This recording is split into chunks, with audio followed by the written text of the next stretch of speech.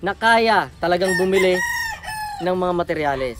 Pero hindi po lahat tayo ay marunong pumili. Yan mga kasabong. Kaya po itinuro ko po yung mga itunuro po sa atin. Bago po tayo mag-breed, kailangan po alam natin yung classification ng ating mga i-breed. Kaya dapat alam din natin sa sarili natin kung ano yung gusto nating i-breed mga kasabong. So yun mga kasabong, natapos na po yung ating pagpili ng brood pullet. So ayun mga kasabong, brood stag naman. Sa brood stag, siyempre mas nakakakit dyan yung maganda yung galaw.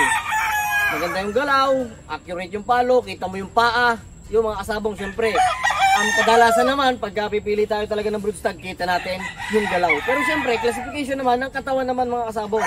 Mga kasabong, meron tayong hawak dito mula kay RJ Manzanilla ito. Itong broodstag na to, supposed to be siya dapat ang gagamit. Pero dahil mabait din si RJ Manzanilla, ito, binantan niya sa atin itong kanyang broodstag. Ang bloodline po nito ay Golden Boy na 5K. 5K sweater po ng Mount Panawaw at Golden Boy ng AEJ Game Farm. So ayan, meron tayong hawak dito na broodstag. Ayun mga kasabong. Straight sweater na sa mga tawagin. So ayun mga kasabong, straight sweater dahil parehas po sweater yung pinagbangga niya, parehas pure. So 50-50 po ang bloodline nito pero straight sweater po. Straight sweater po siya. Mga kasabong, ang kakaibahan po ng straight sweater sa pure. Ang pure po is yung nananalaytay na bloodline niya is iisa. Ito po kaya straight sweater, parehas po sweater yung pinagbangga niya. So ayun mga kasabong, ang i-explain po natin ngayon kung paano po yung pagpili ng tamang hipo ng brood stag. So ang kaalaman po ngayon ay mula kay Tito Randy de Guzman. Ayan, Tito Randy, salamat sa pagtuturo mo dahil ma-share natin sa ating mga kapwa sa bungero. Ayun mga kasabong, ang pagpili po ng broodstag ay simple lang mga kasabong, para lang din po kagaya nun sa pullet na yung mata po niya ay kailangan tingnan mo sa ibabaw kung luwa po yung mata niya, yung luwa, yung eyeball niya. Ang mga kasabong, hindi po lubog yung gilid dito, hindi po siya lubog yung gilid dito. Dapat po luwa yung mata niya para siyempre yung pag-ikot ng mata niya habang yung opponent po niya ay iikot, handa po siya, kita niya po hanggang halos doon sa likod. Ayun mga kasabong, tapos yung hipo po, yung hipo ng broodstag natin parang puso ng saging. Sabi niya puso ng saging. Na pag hinipo mo is parang, ay pag ganito, lubog na tong ilalim. Tapos tong ibabaw, pag ganun mga kasabong, pag ganun. Na hanggang sa sipit-sipitan niya is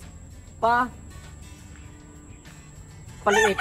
Mula sa balikat hanggang dito sa sipit-sipitan mga kasabong. So yun mga kasabong, ganun pa din. Tingnan din natin yung balanse ng paa niya.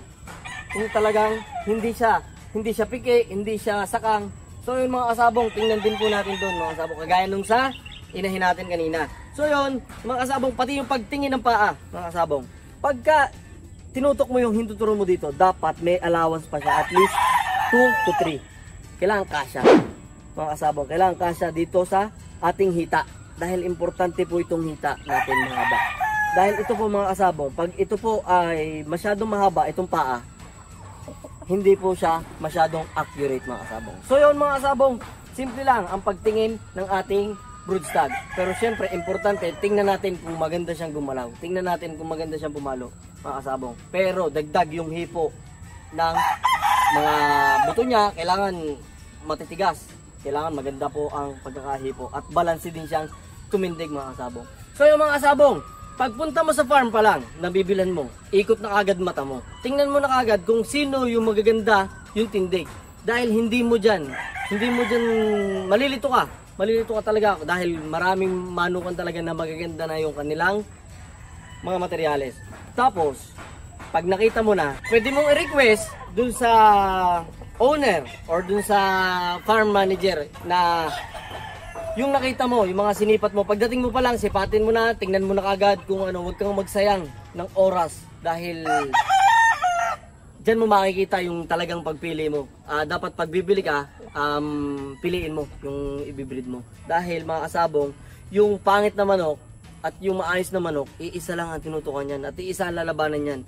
May tari yan mga kasabong. Kaya dapat malapit sa swerte yung may maayos kang manok mga kasabong. Dahil ang sabong, pasortehan lang talaga yan.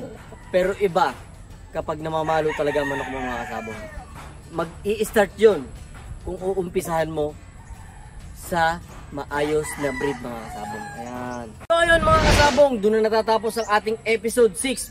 Mga kasabong, breeding po ito ang pinag-uusapan natin. Marami po tayong matututunan about sa breeding. Step by step po tayo mula ngayon natapos na po yung pagpili natin sa ating inahin at sa brood stag po natin. So ang mga susunod, marami pa po tayong malalaman mula sa breeding hanggang sa makalaki po yung ating mga ipapalahi mga kasabong. Kaya maraming salamat sa pagsubaybay nyo. Kaya ngayon pa lang mga kasabong, please subscribe na agad tayo mga kasabong sa mga gusto mag-umpisa na tulad ko mga kasabong ha. Ako po nag-uumpisa pa lang din po sa kaalaman. Pero hindi po natin pinagdadamot yan sa ating mga subscribers. Ayun, maraming salamat po. Marami po tayong matututunan dito sa ating Sabong Pinas.